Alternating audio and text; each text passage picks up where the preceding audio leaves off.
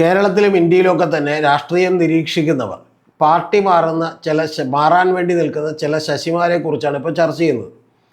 അതിലൊരാൾ പാലക്കാട് എന്നുള്ള PK ശശിയാണ്. അദ്ദേഹത്തിൻ്റെ ആളുകളുടെ ഡൗട്ട് എന്ന് പറയുന്നത് PK ശശി CPM വിട്ട് കോൺഗ്രസിലേക്ക് പോകുമോ ഇല്ല എന്നുള്ളതാണ്. ഏതാണ്ട് പോകും എന്നുള്ളത് ഉറപ്പായിട്ടുണ്ട്. പിന്നെ മറ്റേയാൾ നമുക്ക് എല്ലാവർക്കും അറിയാം, അത് ശശി തരൂരിനെ കുറിച്ചാണ്.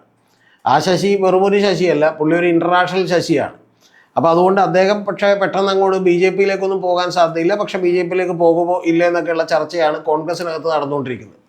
അതിൻ്റെ കാരണം അദ്ദേഹം എഴുതിയിട്ടുള്ള 2 ലേഖനങ്ങളാണ്. ആ ലേഖനങ്ങളിൽ ഒന്ന് നരേന്ദ്രമോദിയെ വലിയ തോതിൽ പുകഴ്ത്തിക്കൊണ്ടും, പിന്നെ രണ്ടാമത്തെ ലേഖനം അടിയന്തരാവസ്ഥയെ അങ്ങേയറ്റം നിശിതമായി വിമർശിച്ചുകൊണ്ടുമുള്ള ഒരു ലേഖനമായിരുന്നു. അതിൽ സഞ്ജയ് ഗാന്ധി നടത്തിയിട്ടുള്ള ക്രൂരതകളെക്കുറിച്ചും, ഇന്ദിരാഗാന്ധി പത്രമാരണ നിയമം കൊണ്ടുവന്നതിനെക്കുറിച്ചും, ആളുകളൊക്കെ പിടിച്ച് ജയിലിലിട്ടതിനെക്കുറിച്ചും, പിന്നെ വന്ധ്യീകരണം 60 ലക്ഷത്തോളം പേർക്ക് നടപ്പാക്കിയതിനെക്കുറിച്ചും, പിന്നെ ബുൾഡോസർ രാജ് കൊണ്ടുവന്നതിനെക്കുറിച്ചും ഒക്കെ തന്നെ അതിനിശ്ചിതമായിട്ടുള്ള വിമർശനമാണ് ശശി തരൂർ നടത്തിയിട്ടുള്ളത്.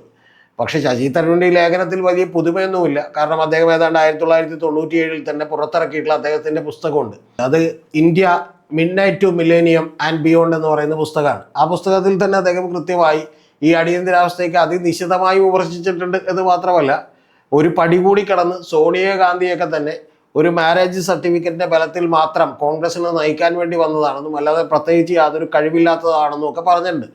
എന്താണെങ്കിലും അത് നമ്മുടെ വിഷയമല്ലാത്തതുകൊണ്ട് നമ്മളിപ്പോൾ PK ശശിയിലേക്ക് തിരിച്ചു വരാം. ഈ PK ശശിയൊക്കെ കേരളം മുഴുവൻ അറിയും. അത് അദ്ദേഹം ഷൊർണൂർ MLA ആയി ഗംഭീരമായി പെർഫോമൻസ് നടത്തിയതുകൊണ്ടല്ല, മറ്റ് ചില പെർഫോമൻസുകളിലൂടെയാണ് അദ്ദേഹത്തെ അറിയുന്നത്. അതിൻ്റെ പ്രധാനപ്പെട്ട കാരണം അദ്ദേഹം ഒരു ലൈംഗിക ആരോപണത്തിലൊക്കെ തന്നെ, അതിക്രമ ആരോപണത്തിലൊക്കെ തന്നെ പെട്ടിരുന്നു.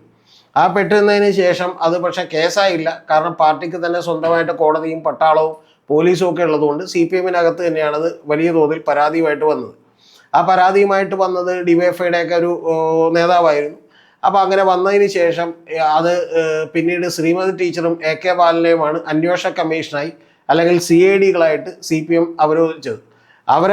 അവർ വന്ന് വളരെ കൂലങ്കരമായിട്ടുള്ള ഒരു അന്വേഷണം നടത്തി. കോൺസ്റ്റബിൾമാരായിരുന്നു എന്ന് നമുക്കറിയില്ല.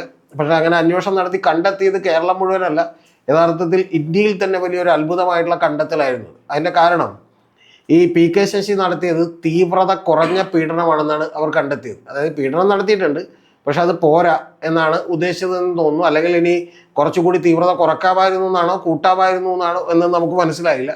അപ്പോൾ അത്തരത്തിൽ തീവ്രത കുറഞ്ഞ പീഡനം നടത്തിയിട്ടുള്ള ഒരു മഹാന്റെ പേരാണ് PK ശശി എന്ന് പറയുന്നത്.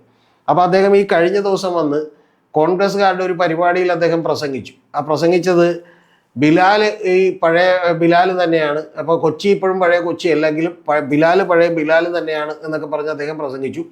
ഈ പ്രസംഗിച്ചു എന്ന് മാത്രമല്ല, ഇദ്ദേഹത്തിൻ്റെ ഡ്രൈവറായിരുന്ന മറ്റൊരു പുങ്കവൻ CPM-ൻ്റെ പാർട്ടി ഓഫീസിന് നേരെ ഏതോ ഗുണ്ട എന്തോ എറിയുകയും ചെയ്തു. അപ്പോൾ ഗുണ്ടക്ക് എറിഞ്ഞതിന് ശേഷം നമുക്കറിയാലോ, PM ആർഷോയുടെയൊക്കെ ഒരു സ്ഥലമാണ് പാലക്കാട് എന്ന് പറയുന്നത്. ആർഷോ അങ്ങേയറ്റം പ്രകോപിതനായി അവർ മണർക്കാട് വെച്ചിട്ട് അവരൊരു ജാഥ നടത്തി.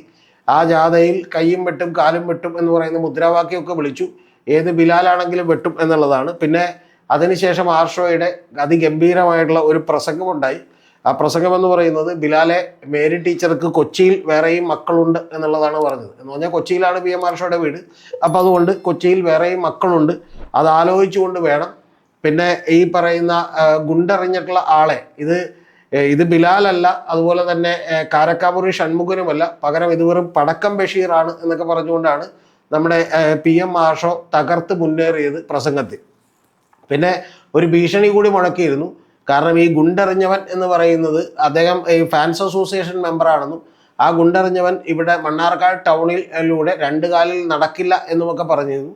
എന്ന് പറഞ്ഞാൽ യഥാർത്ഥത്തിൽ പറയുന്നത് PM ആർഷോയാണ്. PM ആർഷോയുടെ പേരിൽ നിരവധി കേസുകളുണ്ട്. അദ്ദേഹം ജയിലിൽ നിന്ന് വന്നപ്പോൾ തന്നെ വളരെ മാലയിട്ട് സ്വീകരിക്കുന്ന ഫോട്ടോയൊക്കെ നമ്മൾ കണ്ടതാണ്.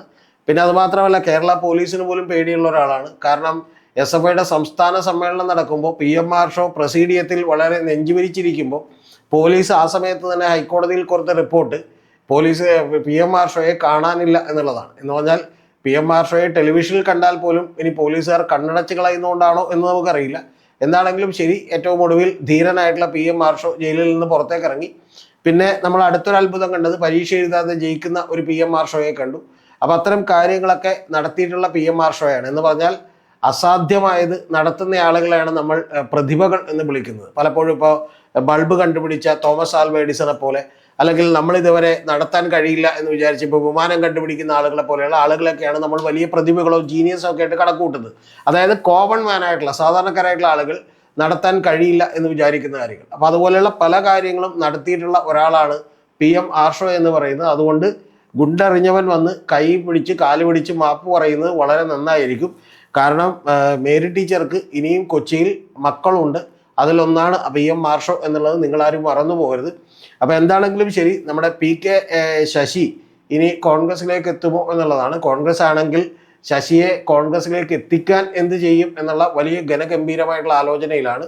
കാരണം ശശിയെ പോലെ തന്നെ പ്രതിഭാതനരായിട്ടുള്ള പ്രഗത്ഭരായിട്ടുള്ള നിരവധി ആളുകൾ കോൺഗ്രസിലുണ്ട് എന്നുള്ളത് നമ്മൾ മറന്നു പോകരുത്. അവരുടെയൊക്കെ ഇപ്പോൾ ലിസ്റ്റൊക്കെ പറയാൻ പോയാൽ വലിയ വലിയ കുഴപ്പമായിരിക്കും. അതുകൊണ്ട് ലിസ്റ്റൊന്നും പറയുന്നില്ല.